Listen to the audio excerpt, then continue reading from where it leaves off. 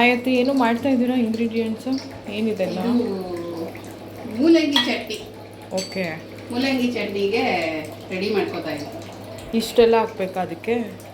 ಇಷ್ಟೆಲ್ಲ ಹಾಕಬೇಕು. ಎಣ್ಣೆ ಇಟ್ಟಿದ್ದೀನಿ ಹುರಿಯೋದಕ್ಕೆ. ಓಕೆ, ಇಂಗ್ರೀಡಿಯೆಂಟ್ಸ್ ನೋಡಪ್ಪ. ಈರುಳ್ಳಿ, ಒಂದು ಈರುಳ್ಳಿ, ಓಕೆ, ಒಂದು ಬೆಳ್ಳುಳ್ಳಿ, ಒಂದು ಚಿಕ್ಕ ಅರ್ಧ ನಿಂಬೆಹಣ್ಣಷ್ಟು ಹುಣಸೆಹಣ್ಣು, ಒಂದು 7-8 ಗುಂಟೂರು ಮೆಣಸಿನ್ಕಾಯಿ, ಇದು 1 ಸ್ಪೂನು ಕಡಲೆಬೇಳೆ, ಸ್ವಲ್ಪ ಜೀರಿಗೆ, ಒಂದು 5 ಕಾಳು ಮೆಣಸು, ಕೊತ್ತಂಬರಿ, ಮೇನ್ ಇಂಗ್ರೀಡಿಯೆಂಟ್ ಉದ್ದಿನಕಾಳು 1 ಸ್ಪೂನು. ಓಕೆ, ಉದ್ದಿನಕಾಳು. ಆಮೇಲೆ ಮೇನ್ ಇಂಗ್ರೀಡಿಯೆಂಟು ಇದು ಮೂಲಂಗಿ ತುರಿದಿಟ್ಟಿದ್ದೀನಿ. ಇವಾಗ ಇದರಲ್ಲಿ ನೀರೆಲ್ಲ ಹಿಂಡ್ಕೋತೀವಿ.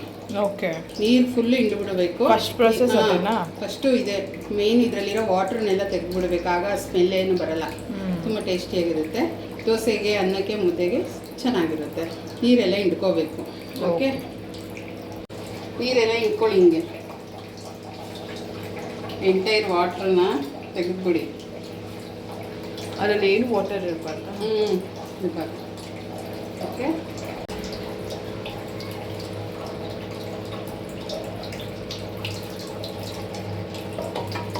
ಮೂಲಂಗಿ ಸ್ಮೆಲ್ಲೇ ಇರೋಲ್ಲ. ನೋಡಿ ಎಷ್ಟು ನೀರು ಬರ್ತಾ ಇದೆ.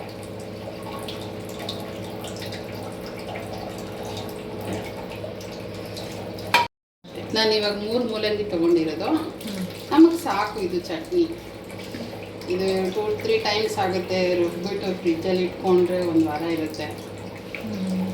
ಎಲ್ಲ ಫ್ರೈ ಮಾಡಿ ಚೆನ್ನಾಗಿರುತ್ತೆ. ಸಾಂಬಾರು ಏನಾದರೂ ಬೋರ್ ಆದಾಗ ಸ್ವಲ್ಪ ಸೈಡ್ಗೆ ಇಟ್ಕೊಂಡು ತಿನ್ಬೋದು. ಮುದ್ದೆಗೆ, ಅನ್ನಕ್ಕೆ, ದೋಸೆಗೆ ಚೆನ್ನಾಗಿರುತ್ತೆ. ಮೆಣಸು ಒಂದು 5 ಕಾಳು ಸಾಕು. ಓಕೆ, ಆನಿಯನ್,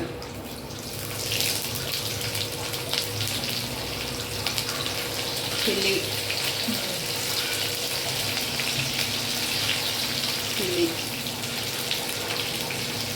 1 ಸ್ಪೂನ್ ಕಡಲೆಬೇಳೆ, 1 ಸ್ಪೂನ್ ಸಾಕು. 1 ಸ್ಪೂನು ಉದ್ದಿನಬೇಳೆ,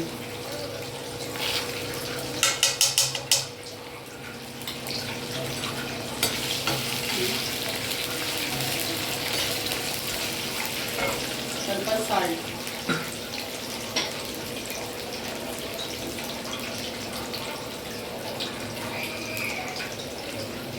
ಸ್ವಲ್ಪ ಸಾಲ್ಟ್, ಅರ್ಧ ಸ್ಪೂನ್ ಚಟ್ನಿ.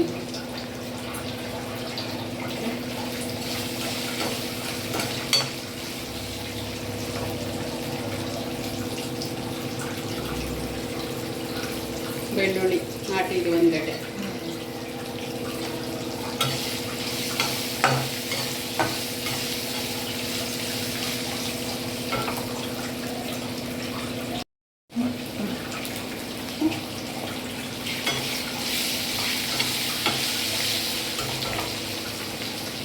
ಕೊತ್ತಂಬರಿ,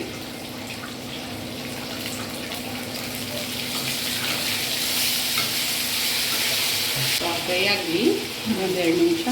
ಇವಾಗ ನೋಡಿ ಮೂಲಂಗಿ ಹಿಂಡಿ ಇಟ್ಕೊಂಡಿದ್ದೀನಲ್ಲ, ಇದನ್ನು ಹಾಕೋಣ.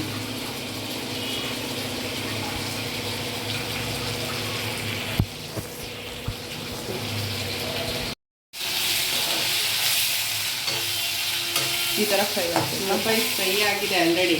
ಓಕೆ, ಇವಾಗ ನೋಡಿ ಹಿಂಡ್ಕೊಂಡು ತುರಿದು ಹಿಂಡಿರೋ ಮೂಲಂಗಿ ಇದಕ್ಕೆ ಹಾಕ್ತೀನಿ. ಹಾಕ್ಬಿಟ್ಟು ಚೆನ್ನಾಗಿ ಫ್ರೈ ಮಾಡಬೇಕು, ಹೊಂಬಾಣ ಬರೋವರೆಗೂ.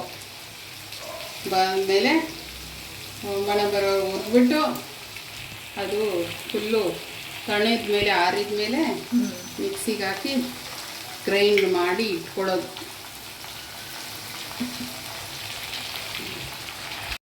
ಕಲಿಸ್ತೀವಿ.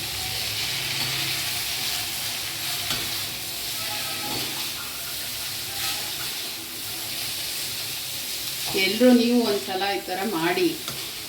ನೀವು ನಂಬಕ್ಕೆ ಆಗೋದಿಲ್ಲ, ಇದು ಮೂಲಿಯಿಂದ ಮಾಡಿರೋ ಚಟ್ನಿ ಅಂತ. ಸಿಕ್ಕಾಪಟ್ಟೆ ಟೇಸ್ಟು. ಮುದ್ದೆ ಅನ್ನಕ್ಕಂತೂ ಒಳ್ಳೆ ಕಾಂಬಿನೇಷನ್. ಮೂಲಂಗಿ ನೋಡಿ ಮೂಗು ಮುರಿಯೋರೆಲ್ಲ ಚಪ್ಪರ್ಸ್ಕೊಂಡು ಬ್ಯಾಟಿಂಗ್ ಮಾಡ್ತೀರಾ. ನೋಡಿ ಹೀಗೆ ಹುರಿತಾ ಇರಬೇಕು, ಸೀಸ್ಬಾರ್ದು ಕೆಳಗಡೆ.